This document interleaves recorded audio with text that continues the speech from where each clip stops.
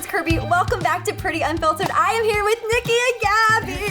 Hi. Ladies, we've been chatting it up, talking about Ariana Grande. So I feel like Niki looks more like Ariana than Gabi. But then Niki said Gabi looks more like Ariana. And we both have gotten it our whole lives. And then they said I look like Demi. It's like a whole J-Law and Demi had a baby. Yeah. So now we're gonna go on tour together and do our impersonations. So get ready. I am so glad that you guys are here because I'm a big fan of both of you. Let's talk a little bit about being twins. You have an older sister and a younger brother too, right? Yes, we do. So what makes it different? Because I was watching Draw My Life with you guys, and you were talking about how you and your sister were like, you guys were like the three amigos. Mm-hmm. But obviously you guys have a closer connection, right? So what makes it different than just having a sister? You read each other's minds.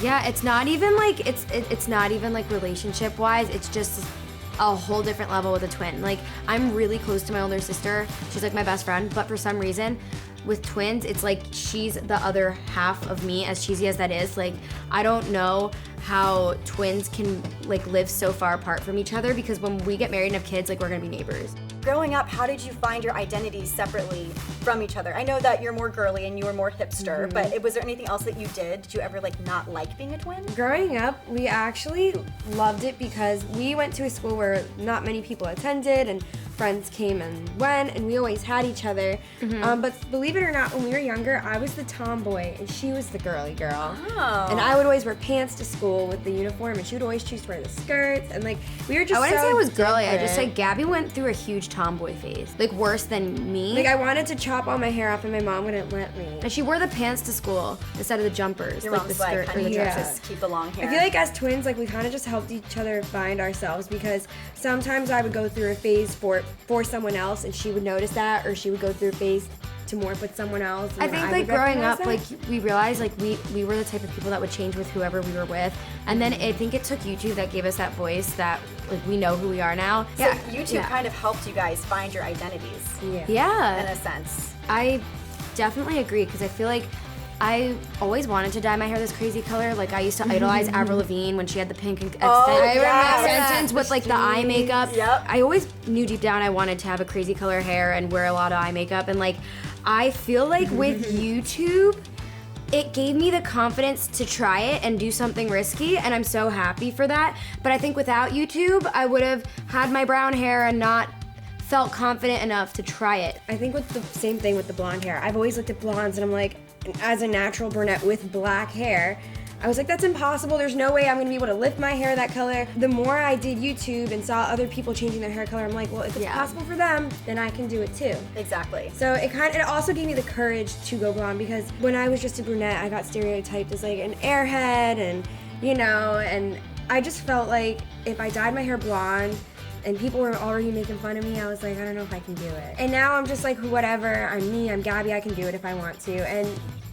the joke was, when I dyed my hair blonde, I said, when you finally pick a hair color that matches your personality. Let's talk a little bit about being business partners and being related. You guys essentially don't have a work-life balance, right? Because you're always together. We are always together. It's hard because when you're sisters, obviously there's like that fighting barrier. Like sisters always fight no matter what. Like if I was working with a friend, I think there would be a line we wouldn't cross, but because we're sisters, we cross the it. line. Our team is in for a ride and we're always in for a ride. It's definitely... If it were friends, I feel like it would be harder to explain myself. If I'm writing a script for a video, like a celebrity's video, and I'm like, let's put this joke in there, I feel like a friend would be like, okay, but Niki would be like, oh my god, yes, that's so funny. Like, I totally get it. Like that's probably the best part, is for our comedy content, like we see eye to eye completely. Okay, so who was the one to like go first and change their hair color?